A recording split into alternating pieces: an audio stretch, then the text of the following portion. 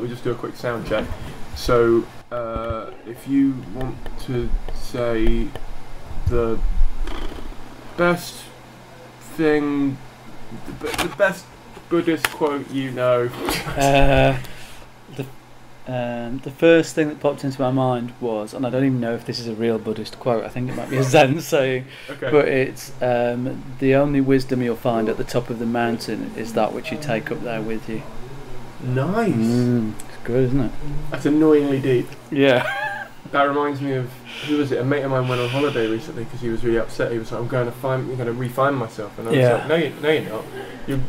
You're still going. Yeah, exactly. Yeah. He got really annoyed by that. Yeah, there's that book, isn't there, called Wherever You Go, There You Are.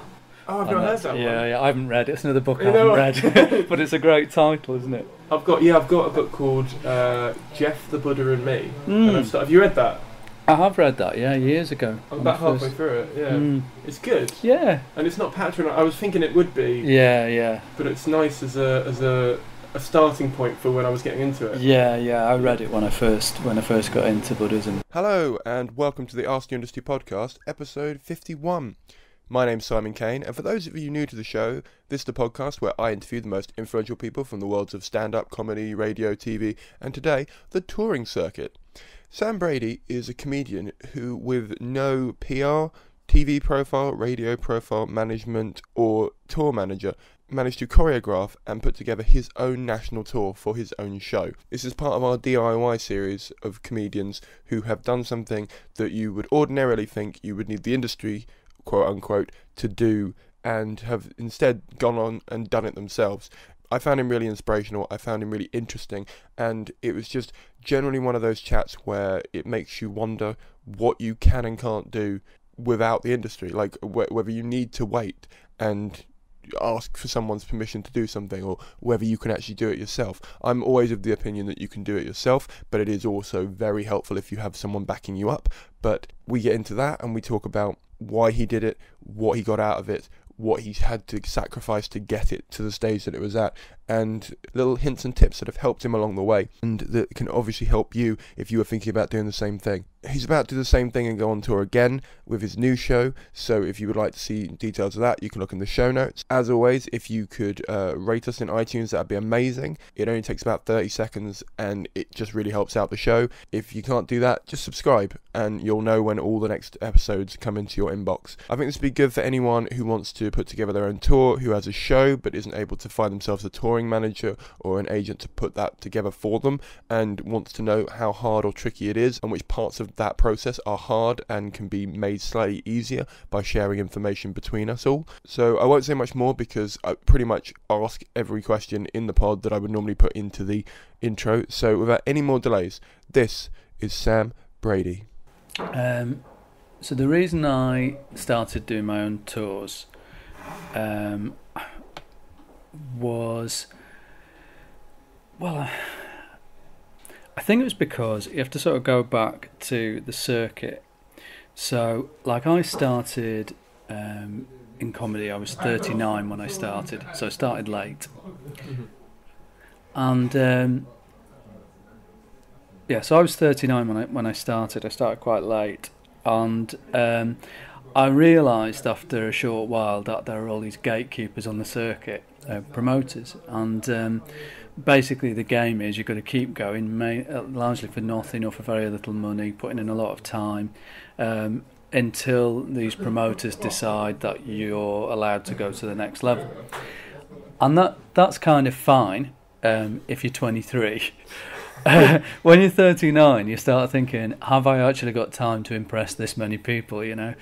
And I did it for a few years, and, you know, some people I got paid gigs straight away, and I was doing pretty well with. Some other promoters I did open spot after open spot, did well at them, never got any further. You know, some promoters I couldn't get a gig with at all. You know how it is.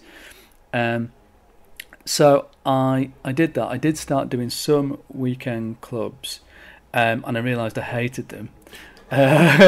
Because basically if I wanted to babysit drunk teenagers, you know, I'd get a job in an inner city school. You know, I don't need it to be doing it at my weekends. And I just thought, well, there's a skill to doing these weekend clubs.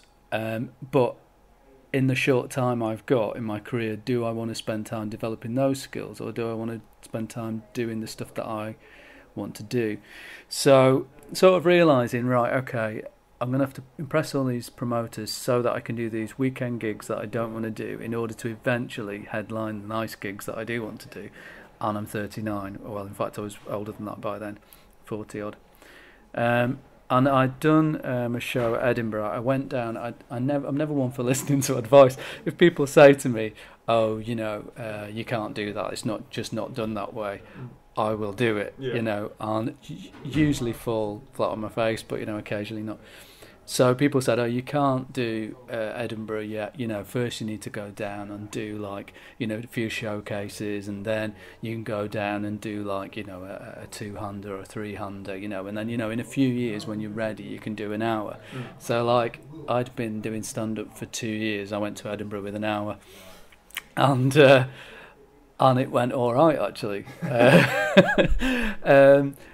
And it had its ropey moments, and it wasn't the most brilliant show, but I learned a hell of a lot from doing it. And I think that was the start of me not listening to advice, because I know loads of people who wait years and years and years, then go and do an hour expecting to get a nomination, and they get totally ignored, and then they think, why didn't I do this 7 or 8 years ago?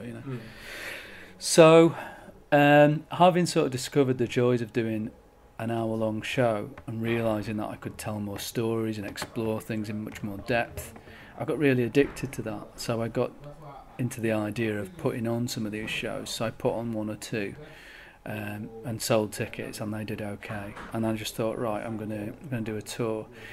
And then as soon as I started looking at it, I realised that the way to do that is you need to get an agent, or you need to get a tour management company on board. Oh, when we're back in the gatekeeper thing, how do you do that? Oh, well, when you're doing headlining this gig, and this gig, it's like, oh, right, okay, back to square one. So I just decided to do it myself, just decided to have a go. And like a lot of things in life, a lot of successes come out of people not appreciating how hard something is going to be before they start it.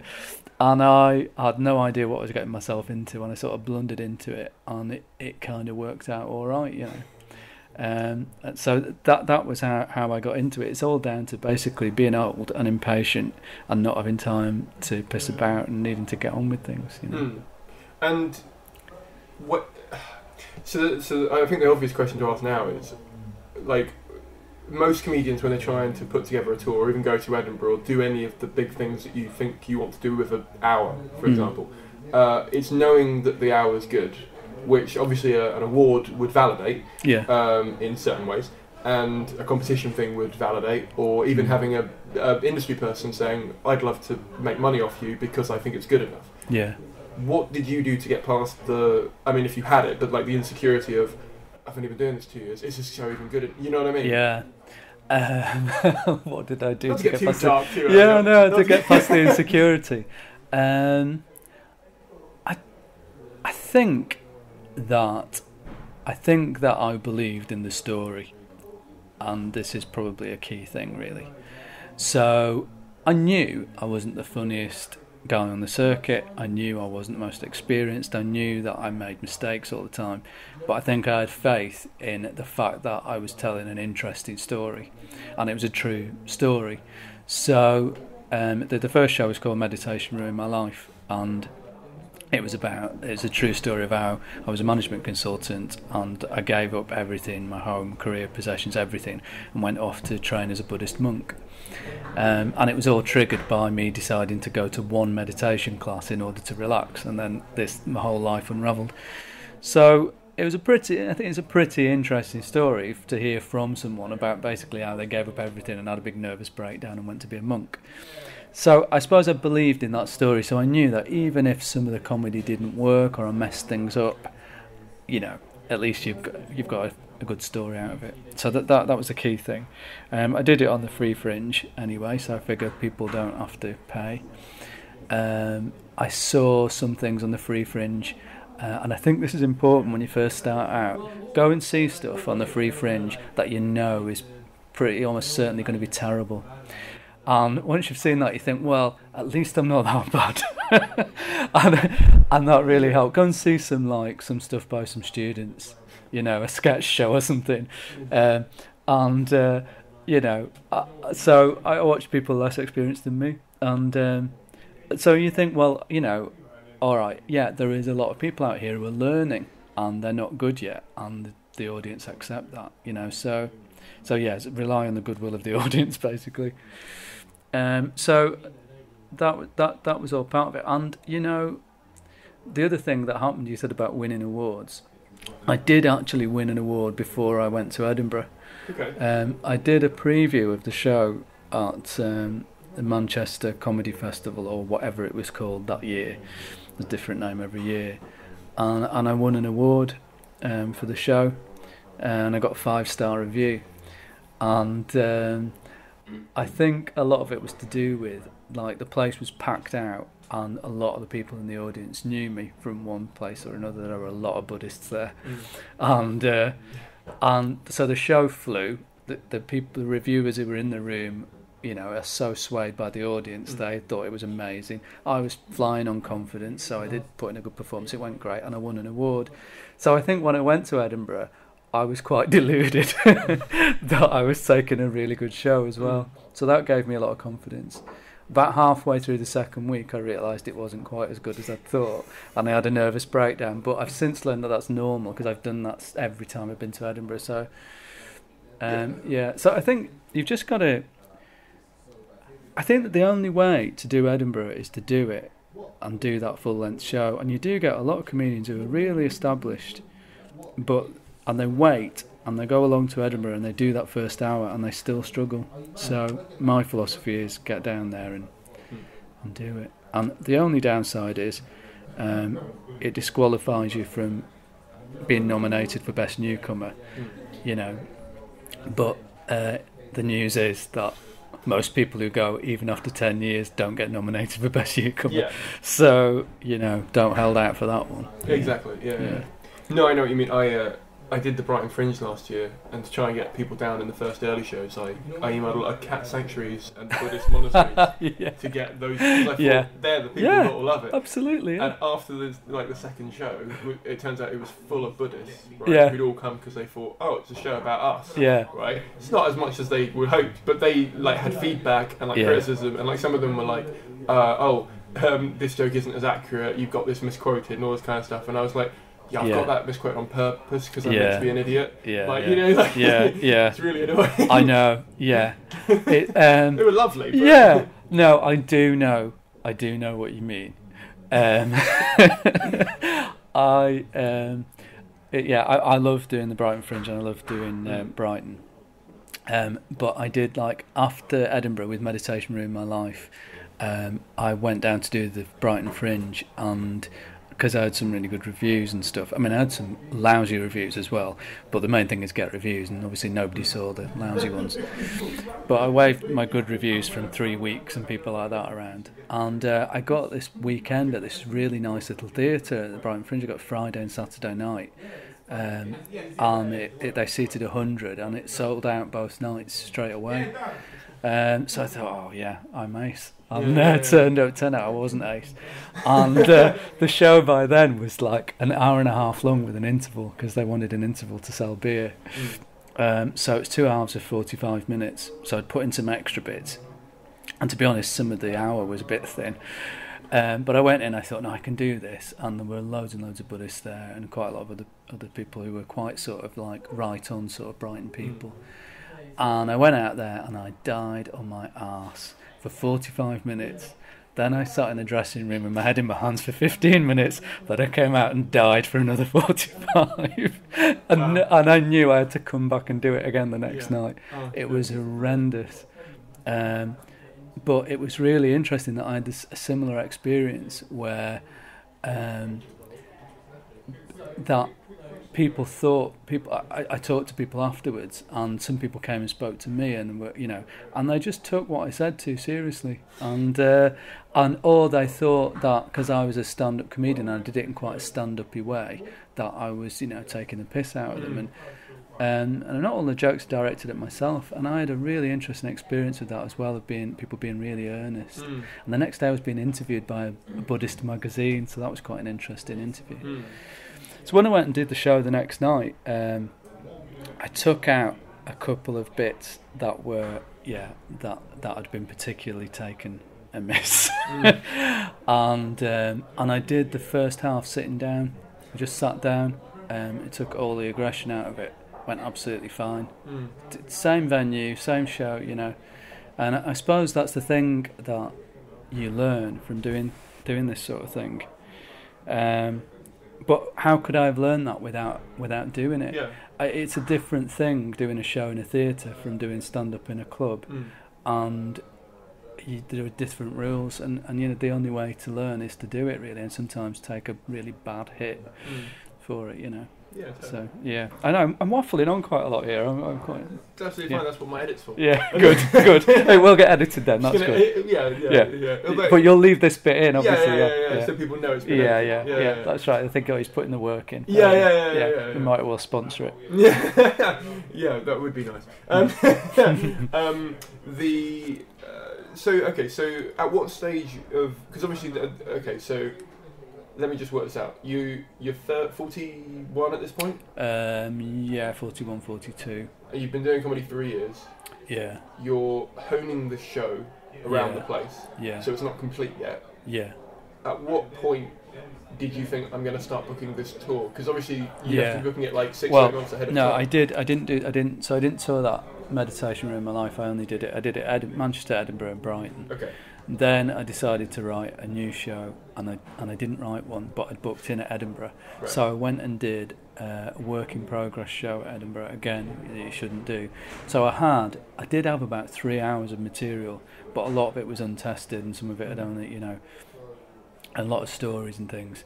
And I just went out every day and did an hour's worth of it, and a lot of it died, and some of the shows turned into workshops where people were suggesting better punchlines, and which I gratefully took. And that was a nerve-wracking 3 weeks. That it took a lot out of me. But God, what a brilliant! Can you imagine doing 22 hours of new material gigs? Like, you come out of it a better performer and with better material. So I did that year that I did that.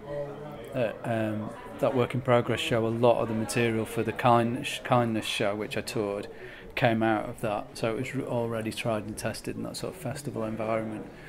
And then the following year, so this was my third Edinburgh, I took the kindness show to Edinburgh.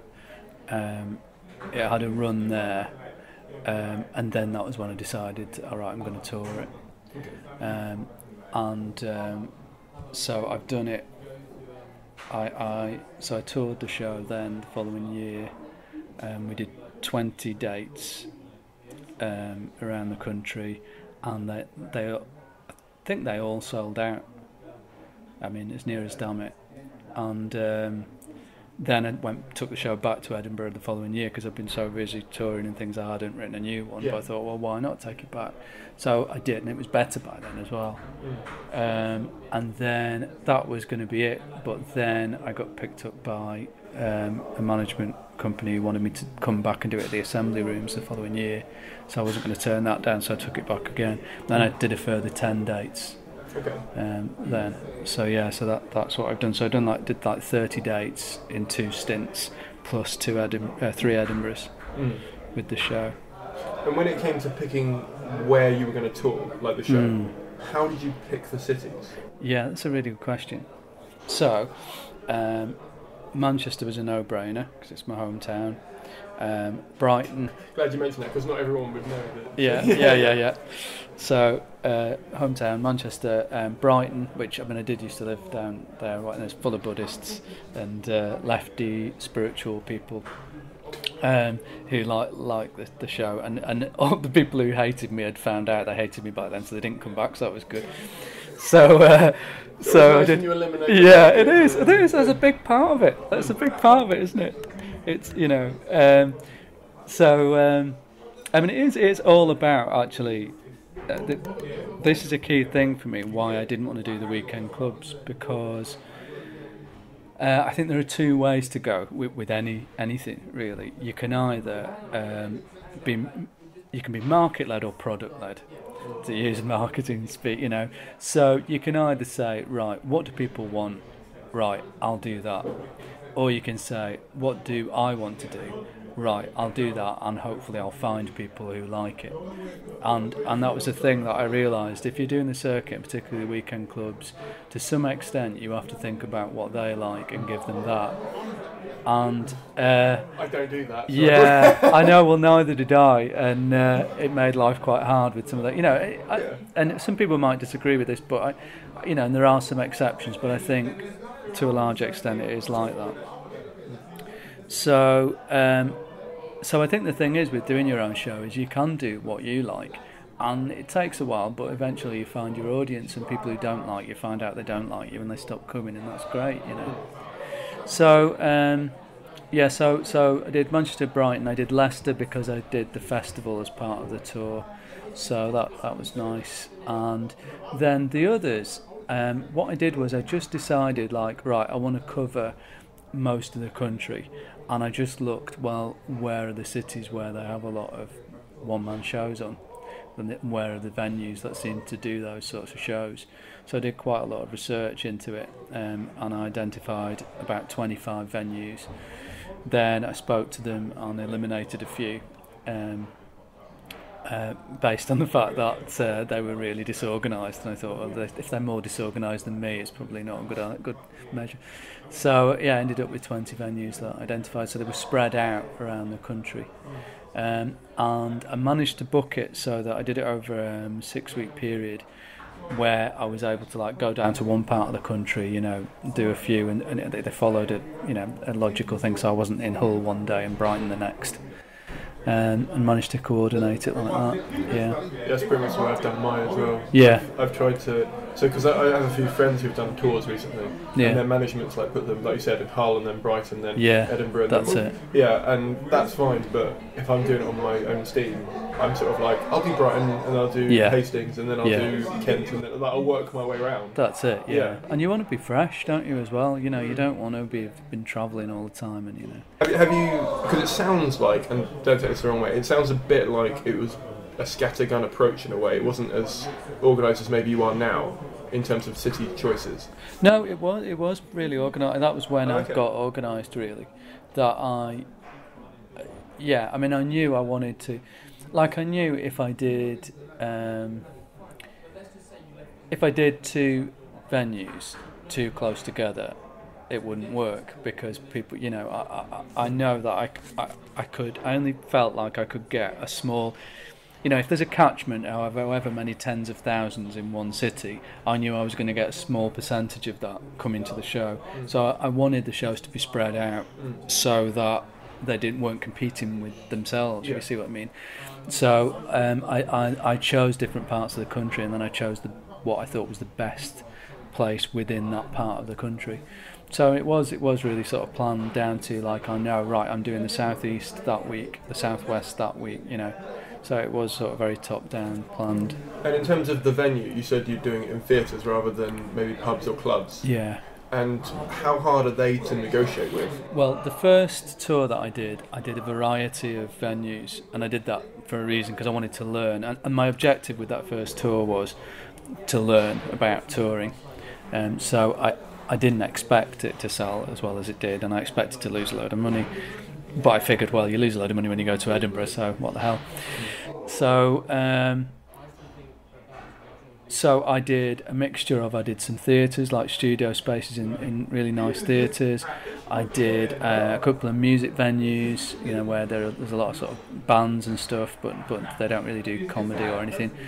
I did a couple of comedy clubs, I think. Real sort of mixture. I did one in like a sort of town hall-y sort of National Trust building, kind of. I don't even know what it was, but it was like this Tudor building, in Shrewsbury, like this listed building, and I just hired it and did one in there. So I really tried out different venues, and what I learned from it was, next time just do theatres. Did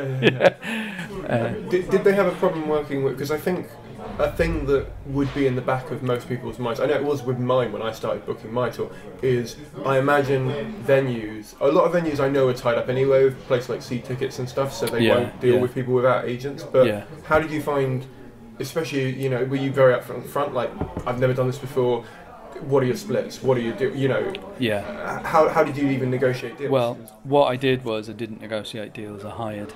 Okay, right. Yeah. I started getting into the whole negotiating deals stuff, and obviously a lot of the venues don't do those things anyway. They only do hire if you're doing the upstairs room of a pub or something, or a music venue. They don't tend to do that. They just want to hire. A lot of the theatres, they were like, send us your CV and everything you've done, and some reviews and some recommendations, and we'll book something in for about 12 months' time, and and maybe we'll let you know in 3 months if you're in the programme, And I realised, all right, I haven't got time for that, and it's quite likely they'll turn me down.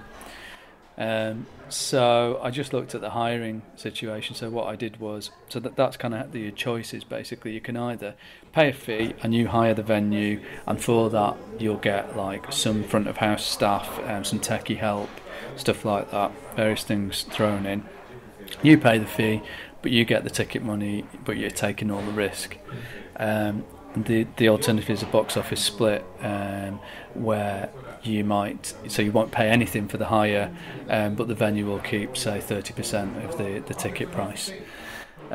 So I just went for the hire option, and I worked out that in most cases, if I sold half the tickets, that would cover my costs. I'd be all right, So really, I'd have to sell like 25%. Because I booked my own thing, I'm part asking you questions on that, but also other people I know who know I've booked my own thing have sent me messages going, "What did you do with that?" And I don't have answers for half of them. Because so my tour wise, I contacted a bunch of venues that I started by contacting a load of promoters who've already seen me. And said, "I know you run a club. Right. Can I come and put my show on there?" And then they said yes, or some of them said no, but some of them said yes.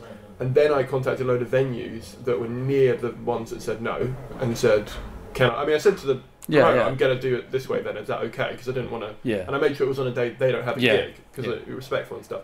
So then I put them on there, and the venues have helped me with that. And then outside of that, I've contacted places that I know other people have gone and have done a show, and on the back of that sort of networked with the person that went there before me, and done it that way. So it's interesting to me, the theatre split, you hiring a whole theatre as it were. I can imagine your anxiety level. That would well, drive me. it's not too bad. It depends really, and they vary a lot. So if you hire I can't remember exact figures and things, but I hired like the Theatre Royal in Newcastle, nice theatre. I hired their studio. I think it seats about 120, something like that. You get put in their brochure. It's sold out in 2 days, because they send their brochure out to however many people, and they're really good. Some venues are better than others. They were brilliant. They sold it out really quickly. But the amount they were charging, actually, if I'd sold 20-25% of the seats, I would have been okay, So it wasn't too bad, but then you get others, and, they pile the costs on. I got my fingers really badly burnt this year, or last year, with a theatre where I decided to take a chance and go for like a 300-seater room, based on the fact that the other tour had sold so well. I thought, right, well, let's see, if I go for a big theatre, and one of their bigger, still one of the smaller rooms, but still big for me, but I know that they've got a big marketing budget and all the rest of it, actually, will they sell those because people are buying the venue? Turned out they didn't. And they were the most expensive that I've hired, and they were probably the worst marketing team I've ever met. Wow. So that's the tricky thing, that you're relying on them to market the show, and so you need to sort of check them out. and generally, like, this theatre was part of a group of theatres run by the same one team on the council. Right. Yeah, they're overworked. They haven't got any sort of profit motive. They're not, and so I learned from that. So it can be scary, but I think the thing is, if you just look around, you can find some that are really well priced, and you know that they're a professional team, and you know you're going to do okay, providing you do the other things, which we can talk about in a minute, that are important. Yeah, I was going to say, so let's pick a venue that you can remember our hire fee for. It doesn't matter where it is. Yeah, I don't know if I can remember any, but anyway, yeah, but go on, I'll go. If you went with a ballpark figure of a couple £100? Yeah, so some might be, I think there'd be more than that, but yeah, you might get some 250, something like that. Okay. Maybe. And the next question would be, how did you price your ticket? Did you find out the hire fee, work out the number of seats, work out how many you need to sell, and then go from there, or did they say, we need to sell it for this? Yeah, well, sometimes the venues will have a set price, but even if they don't, I always ask, well, what do you charge? And I get on their website and see who else is on and what they're charging. It's really important you don't underprice yourself, because people use, and you'll know this being a marketing person, but given a lot of unknowns, people will use the price of something as a guide to how good it's likely to be. So if you charge a £5 and everyone else is charging £12, people aren't going to come because I think, it's going to be £5 down the drain. So I charge whatever everyone else is charging, and that's worked out absolutely fine, even when I'm the other people. Well, in fact, if you think about it, if I'm playing, so this has happened, like I played a venue in Oxford, and I think just before I was on, in that same week, Joe Lycett was on, obviously done a lot of TV and stuff. Alfie Moore was on, who's got his own radio show, and I charged the same as them. Now the thing is, people are going to look in that programme and they might recognise Joe and they might recognise Alfie, and then they don't recognise me, but I'm the same price at the same venue. They're going to assume, right, okay, he's got to be decent. That's how it works. Whereas what happens is the little insecure voice says, oh God, I can't charge the same as them, I haven't got a Radio 4 show. But actually, no, that's not the way to do it. You've got to charge the going rate for that venue. Because some people will like me who don't like Alfie, and vice versa. It's not like that. So to some people, it is worth that money. So I priced it based on what the venue charge, and then I would weigh it up and look at the capacity, how switched on they are, how many people their brochure goes out to, and working out the sums of, well, how likely am I to get my money back. Yeah, that makes sense. I mean, I've had an insecure voice a lot recently, where I've gone, don't go too high because no one will buy them. Yeah. And I'd rather make less of a loss than no. You know what I mean? Yeah. So it's good to hear that I'm not the only one that's had that. Yeah. No. Yeah. I think it's a really common thing for people to underprice themselves, and it's a big mistake. And I mean, I get really insecure as well. I get totally panicky, usually 2 weeks before each show, because I found that hardly anyone buys tickets until like the final week. So like I have total heart attacks every single time, thinking nobody's coming to this show. Shall I pull the show? So I go through all the same panics, but generally it's worked out okay. Yeah, I always compare it to the kind of Chinese takeaway thing, where if like the price is too low, I question what's in it. Yeah, absolutely. Which I don't know if that's fair to do or anything, but it's the same. I think with comedy that's the same thing. Yeah, I think it is. Yeah. So I think if you're going to hire, find out how much the hire fee is, what the capacity is, what they normally charge for a show like yours, and then do your sums and see, how many people do you think you're going to have to get in to make it okay. And in terms of promoting a show then, especially in a city that maybe you've never been to before, have no profile in, they don't know who you are, and you don't know how the ecosystem... when you put it like this, it sounds kind of crazy. Believe me, my parents got quite supportive of me recently, and then I turned around to them and went, I'm going to go on a tour, and they were like, who's doing that? And I was like, I'm doing this. and their support quickly went. Like they were very happy because I started getting loads of like paid weekend clubs and stuff. But as soon as I sort of went, but I want to take that show on a tour because I didn't get Edinburgh this year, so that would be good.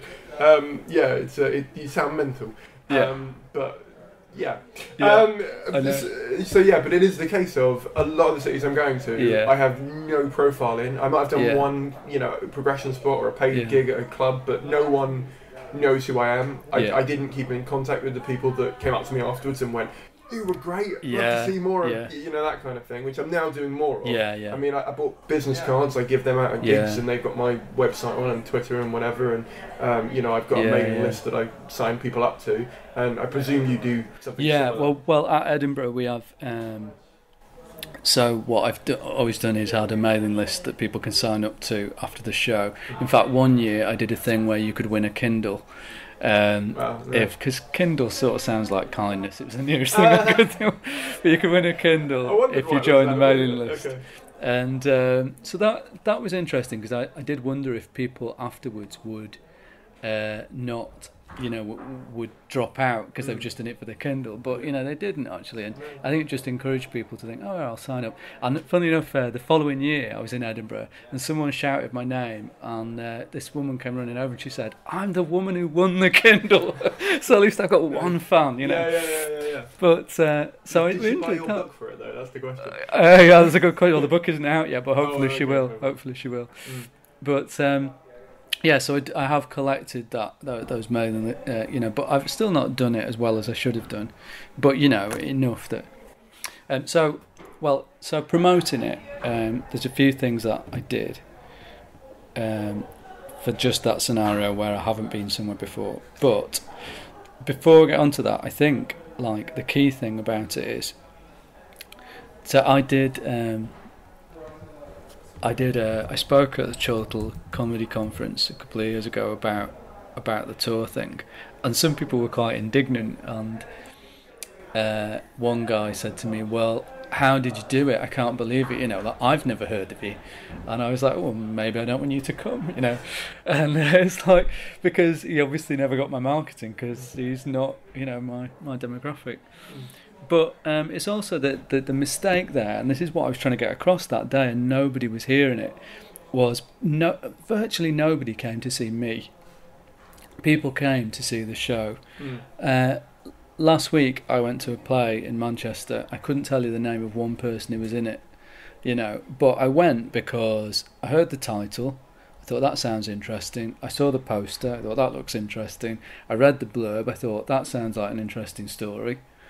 I'll go and hear that story, and I went to see it, and it was great. I still couldn't tell you who did it, or And I applied the same principle to my thing. Nobody's coming to see me; they're coming to see the show, and the show has a good title. It's just called Kindness because I read somewhere that one-word titles are much more successful, and I don't know if it's true, but anyway, so I just called it Kindness. It's a word that is also a value, so a lot of people chime with it, that resonates with them. I believe in kindness. It had a really nice design done by Brennan Rees, who now has just won English Comedian of the Year and gone to Australia. Incidentally, the flyer for Meditation Room My Life was designed by Joe Lycett, who subsequently got a TV career. So if anybody wants to volunteer to design my flyer for free, I can guarantee you, just for once, I would like to be funnier than the person who designed my flyer. I wouldn't put that guarantee on a paper, but no, but So Brenda did a great job with the logo. So I didn't even have my face on the poster. I had the logo of the show, which is like a sun and a cloud, sun like looking after a sad cloud, and the word kindness above it. And then in the blurb, it tells quickly the story of how I gave up everything and went to be a monk, and then how I had to leave that and become a single parent, how it's much easier to be kind as when you're living with monks than it is when you're living with a teenage girl, and that's it. And that is what people bought, because they heard the title, they thought, kindness, I believe in kindness. They saw the logo, it was eye-catching, they read the blurb and thought, that sounds like an interesting story. And I bet loads of people who saw it and liked it couldn't tell you who did it. but hopefully they're on my mailing list. Yeah. You know, and I think that's a really key thing to get across, because if you go out like, you know, and say, oh, well, yeah, I'm a new comedian, no one's ever heard of me, that is not a USP, do you know what I mean? There's a lot of people selling on that, you know, and even actually, if you've been on on Radio 4, well, actually, there's loads of people been on Radio 4, you know, so it's so hard to sell yourself as a personality if nobody knows who you are, you know? Yeah. So you don't do that. Everything only works if you know the name. Exactly, yeah. So the key thing about the whole show is having a great story that you can tell in a blurb very quickly that'll hook people, having a good title and a good theme and good graphics, and that's what will bring people in. So on that basis, like the marketing that I did, right, so there are a number of things. I think the most important thing is the brochure of the venue, or their mailing list. And I think I got really lucky with that first tour, because I didn't really know what I was doing, but just from working with people who sounded over the phone like people I wanted to work with, who knew what they were doing, and from what they said about how they market, because that's a key thing, ask them about how they're going to market the show. Some of them say, oh, well, no, we're not going to do it, it's up to you. At that point, say thanks and put the phone down.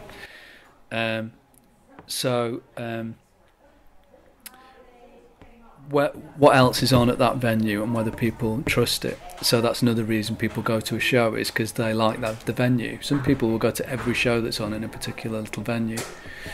It's like the Soho Theatre and the Leicester Square Theatre. Yeah, perfect. Massive, That's it, yeah. Soho Theatre, yeah, brilliant. It's exactly the same sort of thing.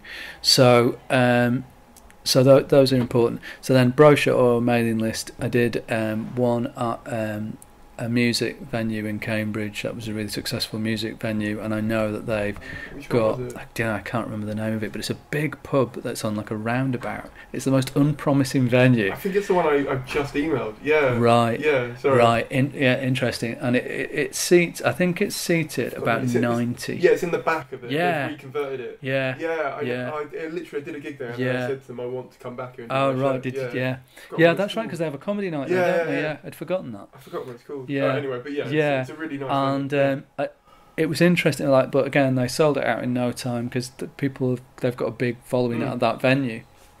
The problem I had at that one and another music venue I played is that a lot of them came to that venue, obviously regularly come, and they were so blasé about getting in for the start of the show. I couldn't get them in, and because they didn't really have front of house like they have in a theatre. So I ended up trying to shepherd people in, and while I'm shepherding people in, people are escaping out to the bar. Wow. Some people are still ordering food, and it was a nightmare. The show started almost an hour late, by which time people who were there on time were getting rested. It was really tricky. So watch out for that. If you do it, maybe get some people down to, spell it out to the venue that you wanted to start. People's got to start on time. But apart from that, it was really nice. But yeah, so they had a great mailing list. The big theatres are great, because as long as it's not council run, and as long as they're only running one theatre and they can focus on that one theatre, if you get in the brochure, that goes out to loads of people, and again, just the fact you're in it validates your show. So mainly I got them to do the marketing. The only thing that I really did was Facebook ads. So you're more of a social media guru than me, and so it'd be interesting to see what you think about this, because the Facebook ads seemed to really work on the first tour. The second tour, not so much, and I'm not quite sure why. What do you mean by worked? Well, so I got so I did a different campaign for each venue. Mm-hmm. And the great thing is you can really target it. Yeah. So I could target it people who lived within a certain radius of the venue, who were interested in meditation or Buddhism or various other kindness or compassion or various other things, yoga. Basically thinking about my demographic, about who's liked the show before. And I realised that most people who like the show are people, lefty liberals, who've kind of a bit of a spiritual bent to them, who are sort of basically people like me, people over 30, between 30 and 55. That's kind of that's my group. So I targeted those ads at those people, and then it's good because you can measure the impact of it. So you can see how many people saw the ad, how many of those people clicked through, and then on your ticket sales you can see how many of whether it's had a bearing on the ticket sales, and it seemed to really work well. And then you can work out, well, is this worth it? How much is it costing me per ticket sold? And that seemed to work really well.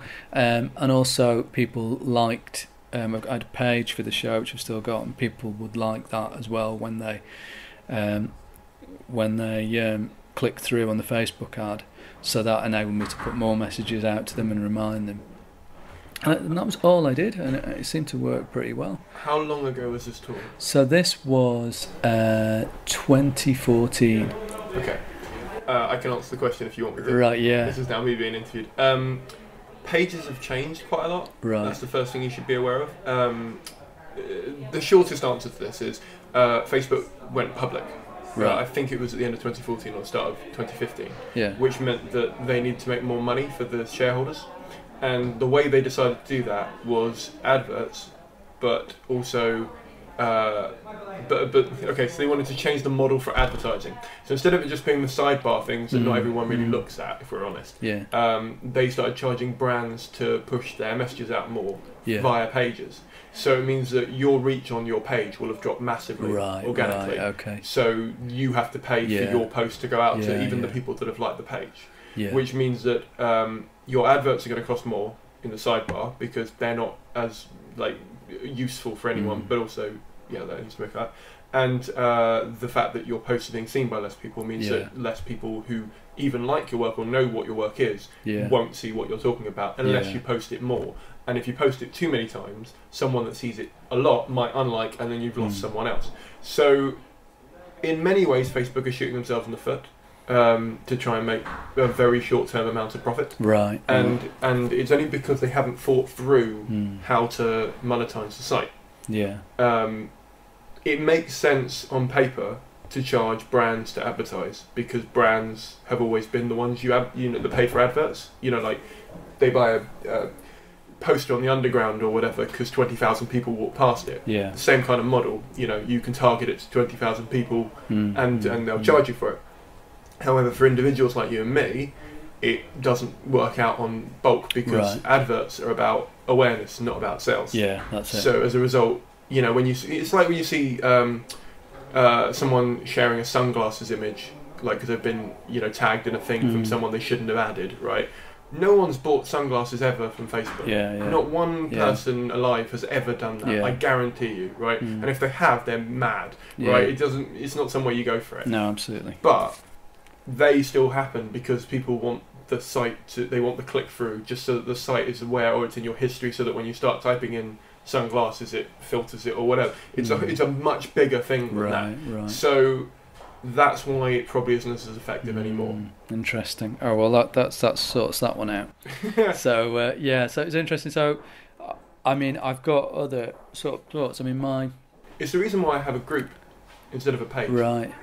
I keep encouraging people to make groups instead of pages. I'm going to write that down. Because, well, here's the thing. So, when you post on a page, up to 10% of your likes will organically get to see it. Yeah. So if you have 1,000 people on a page, 100 people will see it roughly, right, at most.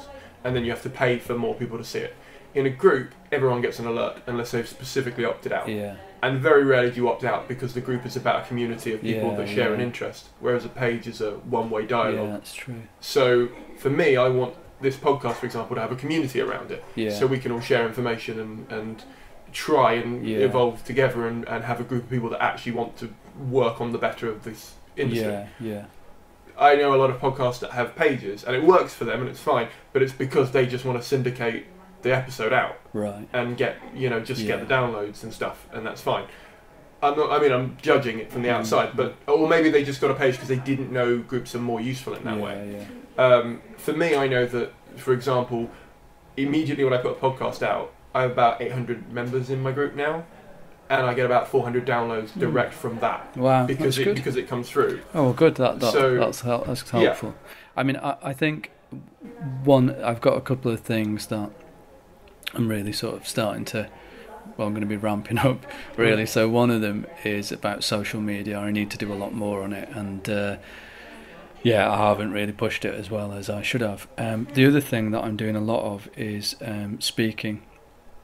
And I mean speaking at events. Because I found that just doing the silent shows, just to not taking off. I don't know what it is, apart from I do better when I'm quiet. Yeah, tape face maybe an exception. But so I've got 50 locations that I want to develop for tour locations. Okay. And I go around the country and I speak at all sorts of events on subjects related to my shows, things I'm interested in my shows. And basically I do lots of bits out of my show, and because it's not comedy, it's often bored business people. They're absolutely delighted. So I'm doing more and more of that. I do stuff like that for money as well, which is nice. So that's basically how I stay alive, is the corporate work. Right. But I'm doing more and more of these little things for free, because to groups who I realise are my audience. So if I would say I was doing the circuit, I would be on to a bunch of people who've just turned up to see some comedy. They're a bit drunk. You're one of a number of acts, probably not the best one. And they go away and they might say, that bloke was good, but they've no idea who you are. But if you know who your audience is, you can find other ways to get in front of those audiences. That's a really good way to build a following, and that's really what I'm working on at the moment. I'm getting around doing these little speeches and talks and getting involved, and it's that community thing. It's about tapping into these communities who are going to be interested in your sort of material. Yeah, I mean, the internet has made it a lot easier to build a community. Yeah. Because you don't have to be restricted geographically. Take my podcast for example, just because we're on that. I've got a lot of people in Japan who are comedians who listen to it, a bunch of people in Germany, and a few people now, like it's getting pushed around America. It started in New York and in LA, and now some people in Oregon. I got an email from someone in Oregon the other day who was like, love it. I'm learning so much. And I didn't realise that this podcast even existed and stuff, which is great, because, love it when email me. I love it when people email me. But also it feels good that it's not as big a world as you think it is, and we're all in this together. Yeah. And I think that attitude is slightly lost on the circuit sometimes. You know what I mean? It's that whole, you did really well. Fuck, I've got to go on now. You know what I mean? I know. And it's sort of like, it doesn't have to be like that. We can all have a good gig. Yeah, do you know what that's I mean? it. I know. Yeah. I know. It's all those little insecurities, isn't it? Yeah. So I think the community thing is it. But I mean, I think in terms of most of the success that I have had, even though, I mean, I should say I'm only playing small rooms, like 100 to 150 generally, but they're mainly sold out because of the venue and their marketing team and their brochure. So I think that's the most important thing, and the reputation of the venue. But I mean, you can say the only reason I've had success is because the venue has done a lot of the work, and that is great. Cause so the skill is in choosing the venue. That's what I'm saying, really. Yeah, and it is, but it is a team effort, and I understand that as much as I'd love to sit here and go, well, my shows are selling out really well. Yeah, I know that the venues are putting in a lot of effort. I'm putting in a lot of effort because it works both ways. And it's what you give them to work with. Again, if you give them, well, I'm Sam Brady and this is my Sam Brady's comedy show, they're not going to be able to sell that. Yeah. And I mean, what other red flags have you come across in terms of venues? Like when you're talking to them, obviously disorganised, but so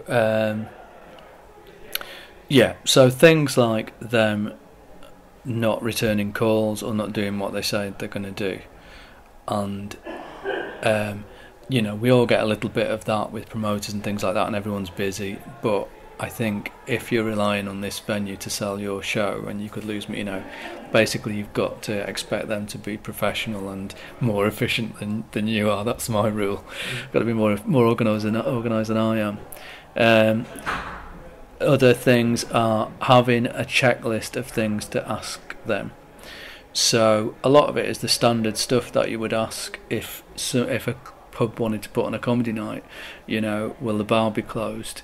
Is it a separate room? Is there, what's the seating arrangements and stuff like that. So even in a theatre you have to ask these things, just to make sure You need to ask them what marketing they'll be doing, and expect a comprehensive answer. You need to ask them what is included.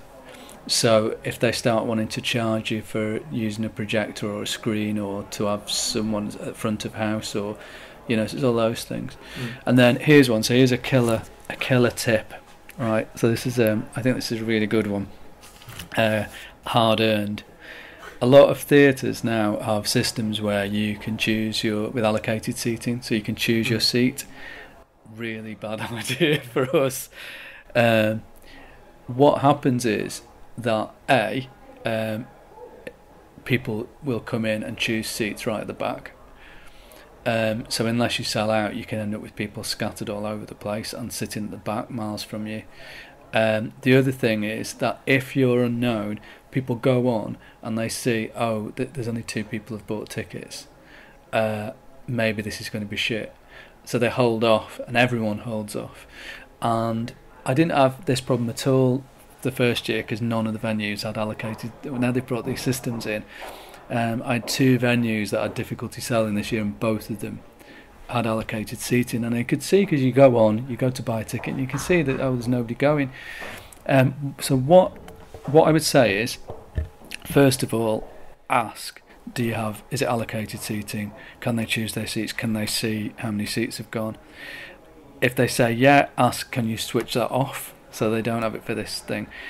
If they say no, we can't switch it off, and you really, really want to do that venue, what you can do is ask them to only release the tickets in blocks. So that's what we did, and it worked out really well. So we got them to, at this one particular venue, they just released like the first few rows first. So when people went on, it looked like it was pretty much sold out, but there was some space at the front. And then when those went, they released the next block, and that worked out okay. But it's definitely an important question to ask them about the allocated seating, because it can really stuff you, actually. Yeah, I can imagine. I had a friend of mine do a gig a while ago, which was in a theatre. And he took a photo from the side of the stage and was like, "This is going to be really awkward." Yeah. And it was literally because the back rows had all sold. The what's it called? The first circle thing had got like the odd people, and then you had just 2s and 3s all over the place. Yeah. And he said it was awful. He said it was fine, but it was just really awkward for him. Really difficult, isn't it? Yeah. Yeah. So so that is a good tip. No, really. That's a good tip. And what are good things to look out for in venues? So like when you're assessing a venue, say you've got a short list of 5 venues in a city. Yeah. How do you personally sort of, obviously if they've all things equal, so you know, they don't like same one has price and all of that. Yeah. So one of the key things for me is how enthusiastic are they about having your show. Do you send them a recording of the show? Or? No, I mean, I haven't done that. You could do that. I think at the time, I don't know if I had a decent recording of it. But no, and sometimes you can tell, like the person. So if the person you're dealing with, they're usually a quite small team, even in a big theatre. They're the person who's going to have to sell the show, and sometimes they will really chime into like, "Oh, I get it." You know, like they're the kind of person who, if they didn't work there, would buy a ticket and come. Right. And they're excited, like, "Oh, this is great." And because they're excited about it, they'll sell it more, and they know exactly how to sell it. And sometimes people are like, "Oh yeah, great, yeah, you're in this date, yeah. Why have you phoned me again? There's nothing to discuss, you know." So I look for the enthusiasm of the person. Also, and I got this tip from a programmer in a theatre. Ask who is going to be doing the marketing, and try and get a relationship with that person. Don't be dealing through a third person. Get a direct relationship. So their enthusiasm. Then the other thing is, it's about what other shows are on. Have they got other stuff on that's like what you do? If you can't, phone up the acts and ask them what they know about the venue. And then the other stuff is all just the same old stuff that you get in a comedy club about. Is it a nice low ceiling? Is it got, the usual stuff that makes a good room for comedy, really. Yeah. Okay. And what was the hardest part when you first did your first tour about sourcing venues? The hardest part was, well, it was all hard, to be honest, at first. But the thing is, like, if you go to a tour management company, what they will do is something like this, right? They've got a big database full of all the venues, with notes against each one and different criteria against them from experience. They get your show, they'll run a filter on their list to filter the ones that they think are the right size and the right sort of thing. They hit a button and email your blurb through automatically to all these theatres, and the theatres see that it's come from this particular tour management company. Oh, we know them, we've dealt with them before. Yeah, let's have a look. Oh yeah, okay, yeah, we'll take this show. So all they do is they bang that out, and then they wait and see what comes back at them in terms of, yeah, we're interested, and then they go through and negotiate dates. And that's basically what they do. The only difference is you don't have that big database when you start out, but as you do this more and more, you build those relationships and you get those venues. Now, if you were going through a management company, you never get those relationships. So it was really hard at first, finding the theatres, finding out who does hires, who's got a suitable room, talking to them, vetting them, seeing out who's keen, pricing and all of that. It takes a long time. And then the next difficult thing is trying to get them on the right dates and negotiating with them, and then having to phone them and say, actually, can I move you because I've got this other venue and they can only do this date, and there's a lot of toing and froing and a lot of waiting for people to get back to you. And so it's all quite a ball ache, and it takes months, because presumably you've got other things to do as well. But I think once you've done it once, it gets easier. And the other great thing is that once you've... so I did 20 venues my first tour because I'm an idiot. But... Don't say I've just got 24 in. Have you? Excellent, even bigger idiot than me. Didn't I tell you that would be okay? Yeah. You did, but... No, it'll be fine. But you don't have to do that. And don't tell me that now. No, but it's great though. I mean, I would do 20. I would do 40, 50 if I could. It's just touring is just something I've forgotten to say. Touring is absolutely amazing. It's such great fun to go to different places and do your show, and everyone's come just to see you. Even no matter how many there are, it's amazing. So yeah, it's well worth it. More the better. But you don't have to do that if you don't want to take such a big financial risk, or you haven't got that much money to put into it, or or time. If you just put together a string of 3 or 4 shows and then keep doing it, you can carry on doing your show. This is another rule that you have to do a new show every year. And where this comes from. There are enough theatres and venues in the country you could do your little show for the rest of your life. I don't mean your little show personally. I mean one's little show. No, go ahead. It's all right. Yeah. I don't need to run it down at all. Right at the end of the podcast. Yeah. But so just start small, but building those relationships up is good. And so there was another point, but we'll probably come on to it in a second. There's 2 questions that have just come out of that. One, have you found certain days of the week are better and worse? And I'm sure it will vary from city to city. And secondly, I think the most important thing I learned with mine is how far ahead certain venues book. Because I think a lot of people sort of get off the back of Edinburgh and then go, I should really take it around the place. And you look at, I don't know it for sure, but I know Soho have pretty much booked up. I mean, places like Soho, they're booked up really early. So how far ahead did you get? So when you started booking it to when you went on it, how far for you was it? It was about 6 months before, and I think that's the minimum you can do it. I think 6 to 9 months if you're hiring. If you're going on a box office split, 9 to 12 to possibly more. It takes. You have to book in quite a long time in advance. And you said that most of the places were selling, the tickets sold in the last 2 weeks before the show. Most of them, yeah. There were 1 or 2 sold really quickly because they were brilliant venues with a brilliant brochure, but most of them sold in the last 10 days, which is absolutely nerve-wracking. 6 months of anxiety. Great, that's what everyone wants to hear. I know. Okay, well, these are the final quick fire questions. Okay. I do them quickly, you can take as long as you want. Yeah. Although I will tell you now, it is just under 10 past, so I don't know when you need to leave. Yeah, I'll need to go soon. Okay. What do you think is the biggest problem in the touring section of the comedy industry, and how would you go about solving it?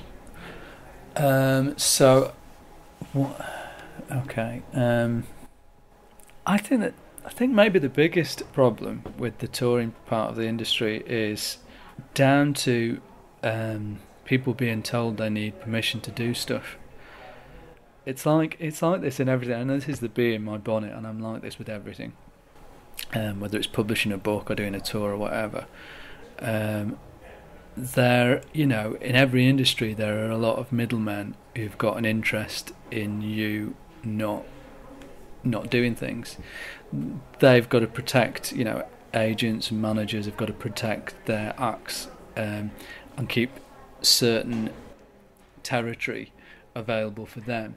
And part of that is useful because it's a quality marker, but often it isn't. So I think it's the biggest problem is people being told you can't do this, you have to get an agent, you have to get a management company, you have to do this, and that's what puts people off. Whereas if we had a much more enabling attitude, where we all get together and say, well, actually we can do this, and this has been my experience, this is what I've done, we can build like a really sort of, like in music, there's a really sort of good sort of indie scene of bands who build followings, do their own stuff, do their own shows, and they do perfectly well. There'll still always be the superstars and the different levels and the people who are playing bigger venues, but there's no reason that there can't be this touring circuit of small studio venues of people doing different stuff. And that's the other thing, is that if we're not careful, everything turns out very samey. And we need people to be able to believe that they can do the stuff that they want to do, that's different and interesting, and find their audience. What we don't need is a whole load of people who believe that in order to succeed they have to do the same as what everyone else is doing, because that doesn't help anyone. So that's what I would say. We have to encourage everyone to have a go and believe and back yourself and believe in your material. Because there's that cliche of comedians being lazy or unorganised or just not, or admin adverse, as it were. Do you think that's do you think that's a comedian problem, or do you think that's a sort of promoter industry problem? I think it's a human problem. Oh, okay, fine. Yeah, I do. It's like often I've had this conversation a few times with people, agents and managers and stuff, and I ought to say as well that I do have some really good relationships with lots of agents and managers. I'm not what was the question? The question was, because you said that we should all back ourselves, we should all try and believe in ourselves more. But I think to a certain degree this is true, but I think it's a cliche and it's not 100% true for everyone. Oh, right, about the lazy thing and all that. That was it, yeah. So I was trying to work out whether it's, or in your opinion, whether it's a comedian problem. In other words, we're just not work shy, but we can't be bothered with the admin of that, and we want someone to do it for us. And then comes in the problem that there's gatekeepers. Right. Or do you think it's we don't want to go for the gatekeepers because they're only going to say no anyway, or they have enough work, so why would they want mine? Yeah. So I'm wondering if it's a comedian problem or a gatekeeper. No, I think. I think it's a human problem, and the reason is that everyone experiences doubt and feels like a fraud. Everyone does. If you don't at some time feel like a fraud, you're probably a psychopath. We all feel like that. And even the most successful comedians feel like frauds a lot of the time. So if there's somebody telling us that we can't do stuff, we're probably going to bottle out a lot of the time. The other thing is, like, a lot of comedians work really hard and are pretty organised. And, this is one of the things I was going to say. I've had conversations with agents and managers where they'll talk about someone who's on TV and doing really well and making a lot of money and touring big theatres and things, and they'll say, but they've worked so hard. And you think, but does that mean that everyone else hasn't worked hard? I know some people who've worked hard in this industry for 10, 15, 20 years, and they're still doing pretty much the same gigs that they were doing. And, bloody hell, well, they're not working in an office or doing a crappy job. They've still got the best job in the world. But to say, they work really hard. So, I don't think it's about that. I think it is just this thing that, probably some years ago it was impossible to do these sort of indie tours and without being on TV and radio, but it's not impossible anymore. You just need to believe and get out and do it. And you have to, what you do has to be good, or enough people have to like it. That's more what it is. Like the thing with my shows is they're not the funniest show. It's not the funniest show in the world.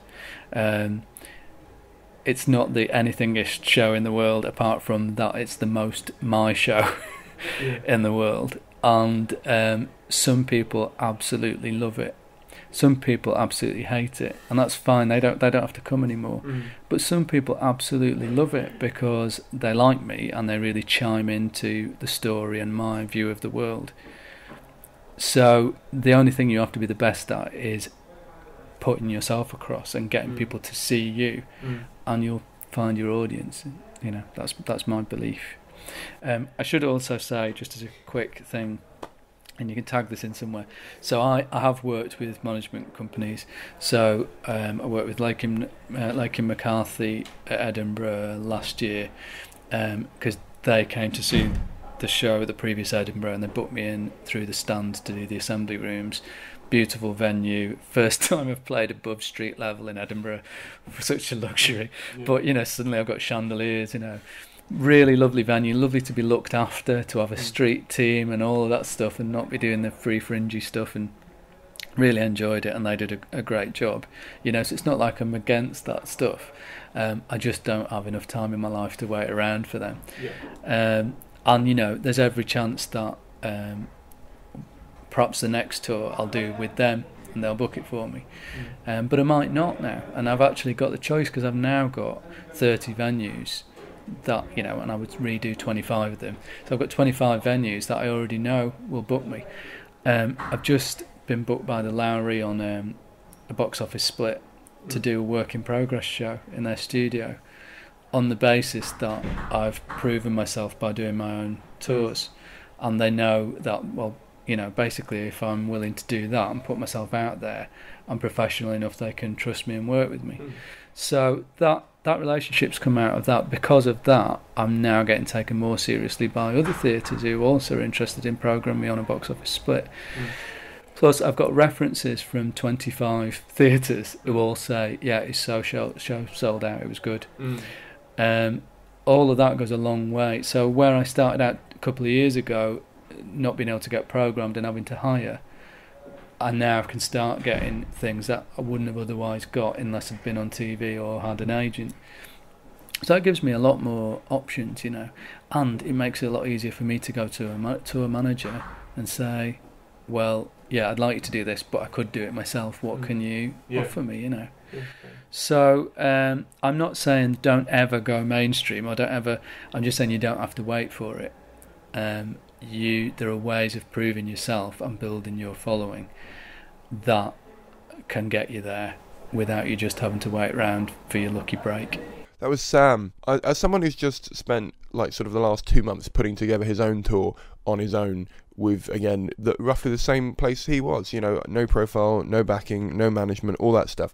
It was just really fun to talk to someone who's done it, been there, done well, and it's really given me a boost to not only promote my stuff more and better, but to believe that it's gonna go well. We all have that anxiety feeling that creeps in as soon as we've done something big or scary or that new to us, and it's kind of just alleviated a lot of that. And it's kind of just made me think, well, you know what, it might go wrong, but at least I've tried, at least I've done it. And I think that's a much better and much more healthy attitude towards touring. I hope you got a lot out of that, and I hope if you are considering putting together a tour, do it. Do try. If you think you've got a show and you think you've got a show that's good enough to tour, don't wait for someone's permission. If you can't find someone to back you, back yourself. Seriously, that's the best way of doing it. If you have any questions, follow up. You can find all of Sam's details in the show notes or the pod notes.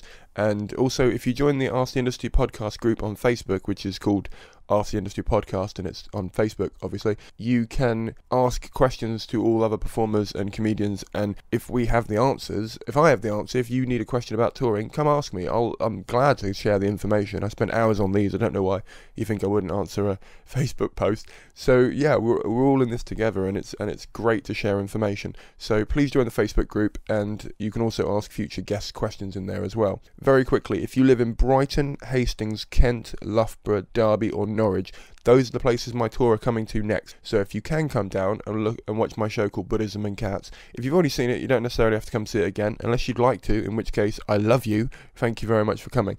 But if you'd like to come, that'd be great. The link is in the show notes for all the tickets and all the details of venues and stuff. It's also on my website, which is simoncaine.co.uk. If you can't make any of those dates, I'm coming to other places. It's just I'm only going to plug the ones that are directly ahead of me, if that makes sense. If you can't come to the show or you don't want to come and see me, that's fine. You can always support the podcast by donating on PayPal via my website, which is called simoncaine.co.uk. That's simoncaine.co.uk. If you want to become a regular donator and you want to become a patron of the pod, first of all, thank you so much for doing that. It's invaluably helpful, and it really gives me sort of a budget and support and future help for the show, so that I know that it can carry on and be hopefully on its way to becoming sustainable. You can sponsor the show from $1, which is 80p. So if you would like to do that, and you think that you think what you've just heard is worth 80p, right? Please donate. Please do consider becoming a patron. You can also cap it. A few people have been asking me about that. So if you can only afford $2 a month, you can cap it at that. I produce 3 pods a month, so you don't have to, it's not going to break the balance. And the site is very good at capping your money so that you don't overspend or go into debt or anything. I don't want anyone else going into debt for this project other than me. One last thing. A few months ago, my book, How to Make a Living by Working for Free, came out, and I was sorting, and I'm currently sorting it out with Amazon to get it formatted. And I've had a few people inquire and buy copies post the crowdfunding. You can still do that. If you would like a copy, contact me somehow. You can get me on Twitter at @thismademecool, just DM me, or you can find me on Facebook. I'm called Simon Caine on there. I haven't changed my name or anything. Or you can email me, which is simon.m@gmail.com. Just send me a message however you like, with whatever version you'd like. I'm going to have digitals and paperbacks, and you can buy one.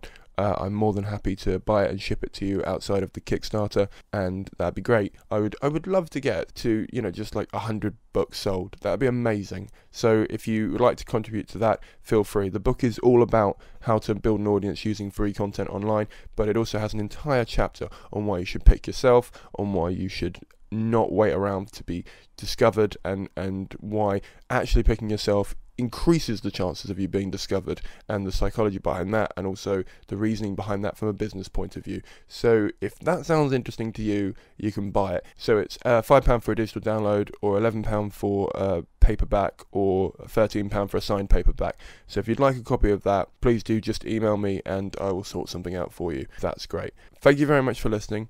Thank you very much for donating. Thank you very much for all the support. Genuinely, it means the world. And I will see you all in about 10 days' time. Bye.